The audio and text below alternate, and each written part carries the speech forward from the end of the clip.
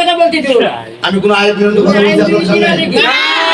আইন বিরোধী কথা বলতে দিব না। আপনি আপনি ওয়াজ করেন, আমি তোমার কি জন্য নিয়ে আইছি? আপনি ওয়াজ করেন, আমি তো তোমার টাকা দিয়ে নিয়ে আইছি। আপনি ওয়াজ করেন, না না আপনি ওয়াজ করেন।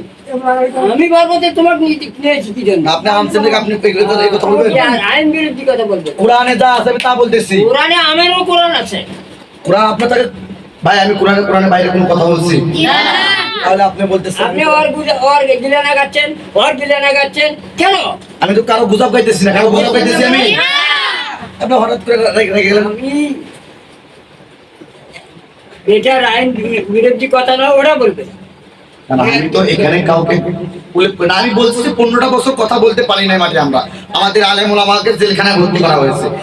জেলখানার মধ্যে কি করছেন? রিমান্ডে রাখছেন। আর সেই জায়গায় আমি কি তাদের বিরুদ্ধে কথা বলবো না? না, আমি বলতে দিব না তো। তা আপনি ওয়াজ করেন, আমি চলে যাই, আপনি ওয়াজ করেন। আমার যদি ওয়াশ করতে লাগে, তোমার কি করতে নিয়ে আইছি? আমার কাছে তো আমি করি ওয়াজ, আপনি শুনেন। আমাকে ওয়াজ করতে আছে, আমি ওয়াজ করি, আপনি শুনেন। বলা হবে না। কি ভাই কথা ভুল বলছি?